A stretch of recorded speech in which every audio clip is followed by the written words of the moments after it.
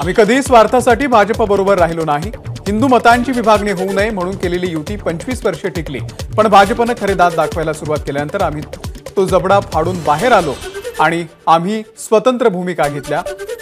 संजय राऊत यांचं वक्तव्य। राज्यातले सर्व ओळवून टाकलेले भ्रष्टाचारी, व्यभिचारी, गुंड यांना वॉशिंग मशीनमध्ये घेऊन साफ करणं हा व्यभिचार नाही का? त्याच व्यभिचारी व्यासपीठावरती तुम्ही पाऊल ठेवलं असेल तर त्याचं उत्तर तुम्हाला द्यावं लागेल। संजय राऊत यांचा राज ठाकरेंना सवाल।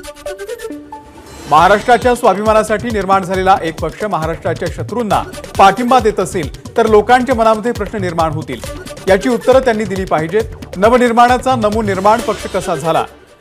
संजय राऊत यांची राज ठाकरेंवरती टीका।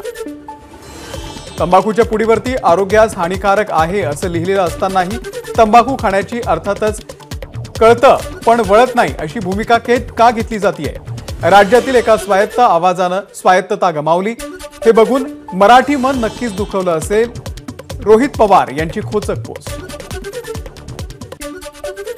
राज ठाकरेंना कुणी ओळखलंच नाही, कुणाला काही देत असताना त्यांनी अपेक्षा ठेवल्या नाहीत। देशहितासाठी राज ठाकरेंनी भाजपला पाठिंबा दर्शवलाय, त्या बदल्यात काहीही मागितलं नाही। मनसेचे नेते प्रकाश महाजन यांची प्रतिक्रिया।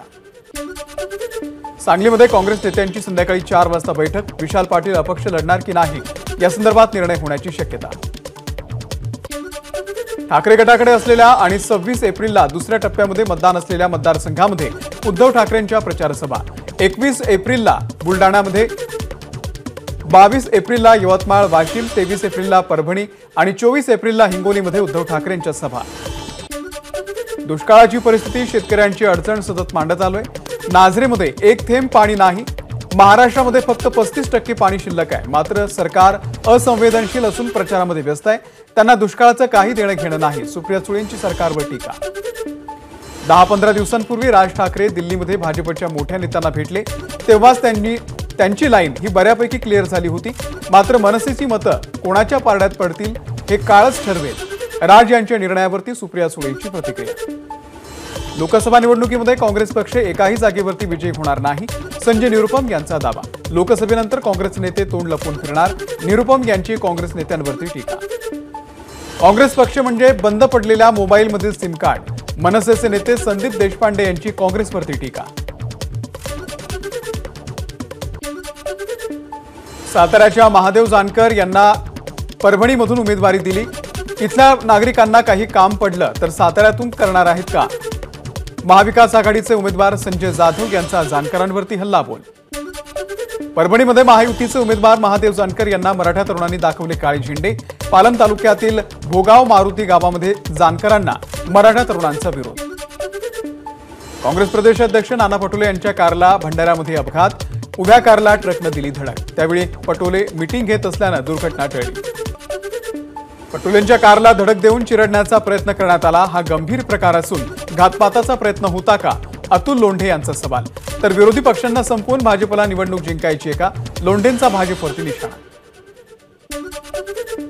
नगर दक्षिण लोकसभा उमेदवार सुजय विखे यांना धमकी देणारी ऑडिओ क्लिप व्हायरल। इतक्या खालच्या स्तराचं राजकारण नगरच्या जनतेनं कधीही पाहिलं नाही, प्रचार करताना संरक्षणाची गरज पडणं ही निंदनीय गोष्ट, सुजय विखेंची भावना। लवासा प्रकरणामध्ये आज मुंबई हायकोर्टामध्ये महत्त्वाची सुनावणी, पवार कुटुंबियांची सीबीआय चौकशी करण्याची परवानगी द्या, याचिकाकर्त्यांची मागणी। राष्ट्रवादी काँग्रेस शरदचंद्र पवार पक्षाकडून साताऱ्यामध्ये शशिकांत शिंदे यांना तर रावेरमधून श्रीराम पाटील यांना उमेदवारी जाहीर, आता फक्त माढा लोकसभेचा उमेदवार जाहीर करणं बाकी। खेडचं पार्सल बोरिवलीमध्ये पाठवायला वेळ लागणार नाही, दापोलीमध्ये माजी आमदार सूर्यकांत दळवी यांचा रामदास कदम यांना थेट इशारा। भंडारा गोंदिया लोकसभा मतदारसंघामध्ये 25 वर्षांनंतर काँग्रेसचा उमेदवार विजयी होणार, उमेदवार प्रशांत पडोळे यांना विश्वास। राष्ट्रवादी काँग्रेस शरदचंद्र पवार पक्षाच्या नेत्या रोहिणी खडसे यांनी फेसबुक प्रोफाईलमधून एकनाथ खडसेंचा फोटो हटवला, वडील एकनाथ खडसे यांनी भाजपसोबत जाण्याचा निर्णय घेतल्यानं रोहिणी खडसे यांचा निर्णय। केंद्रीय गृहमंत्री अमित शहा उद्या नांदेडमध्ये नरसी इथे जाहीर सभा घेणार, उपमुख्यमंत्री देवेंद्र फडणवीस, प्रदेशाध्यक्ष चंद्रशेखर बावनकुळे आणि खासदार अशोक चव्हाण यांच्यासह महायुतीचे अनेक नेते या सभेला उपस्थित राहणार। नागपूर जिल्ह्यामधल्या कन्हानमध्ये आज पंतप्रधान नरेंद्र मोदींची सभा। रामटेक, नागपूर आणि भंडारा गोंदिया मतदारसंघासाठी एकत्रित सभा होणार। प्रशासन आणि पोलिसांकडून सभेची जय्यत तयारी। मोदींच्या नागपूरमधील सभास्थळाची मुख्यमंत्री एकनाथ शिंदेंकडून रात्री उशिरा पाहणी। प्रचार सभेमधील उपलब्ध करण्यात आलेल्या सोयी सुविधांचा मुख्यमंत्र्यांनी घेतला आढावा। पंतप्रधान नरेंद्र मोदी कामठी कॅन्टोन्मेंटमधून सभास्थळापर्यंत रस्ते मार्गाने प्रवास करणार। सुमारे 3 किलोमीटरचे हे अंतर असून संपूर्ण मार्ग महायुतीचे झेंडे आणि फलकांनी सजला।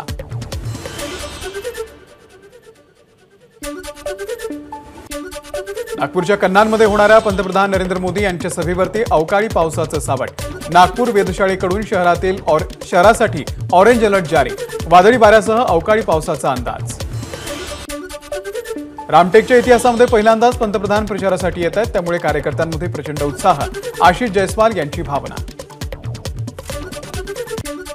जागा वाटपावरून काँग्रेसची नाराजी टोकाला। आज मुंबईमध्ये सर्व महत्त्वाच्या पदाधिकाऱ्यांची बैठक। जागा वाटपावरून मित्र पक्षांचा प्रचार करायचा की नाही यावरती निर्णय होणार।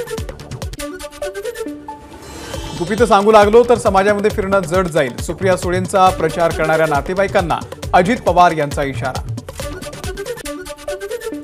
अमरावती लोकसभा मतदारसंघामधील महाविकास आघाडीचे उमेदवार बळवंत वानखेडे यांच्याकडून जोरदार शक्ती प्रदर्शन। वानखेडे यांच्या प्रचारासाठी महाविकास आघाडीची रॅली। नेते मंडळींसह हजारोंच्या संख्येने कार्यकर्ते आणि नागरिकांची उपस्थिती। भंडाऱ्याच्या मोहगाव देवी गावातील नागरिकांचा लोकसभा निवडणुकीवरती बहिष्कार। प्रशासनाला वारंवार निवेदन देऊनही 3 पेज लाईन मिळत नसल्यानं संतप्त ग्रामस्थांचा निर्णय। ग्रामपंचायतमध्ये केला ठराव।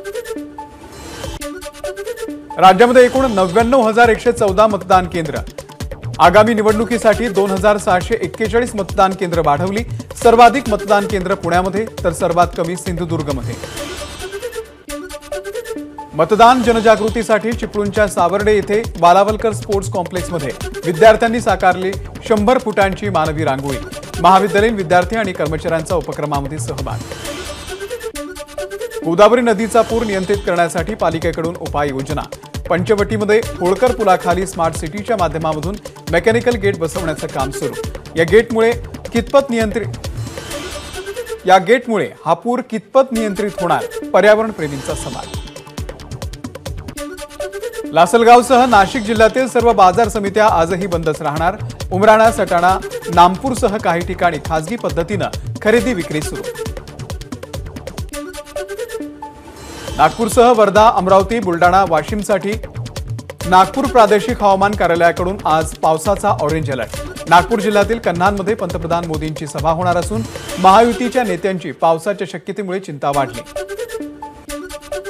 हिंगोलीमध्ये वादळी वाऱ्यासह पाऊस। पावसामुळे मसोड गावच्या शिवारामध्ये ज्वारीच्या पिकाचं नुकसान। गोंदियामध्ये वादळी वाऱ्यासह अवकाळी पाऊस। उन्हामुळे त्रासलेल्या नागरिकांना दिलासा। वाशिम जिल्ह्यामध्ये झालेल्या अवकाळी पावसामुळे शेतकऱ्यांचं नुकसान। रिसोड सरकारनं नुकसान पंचनामे करून नुकसान भरपाई देण्याची शेतकऱ्यांची मागणी। सोलापूरच्या अक्कलकोटमध्ये श्री स्वामी समर्थांच्या प्रकट दिनाच्या निमित्तानं भाविकांची गर्दी। दर्शनासाठी भाविकांच्या 2 ते 3 किलोमीटर पर्यंत रांगा।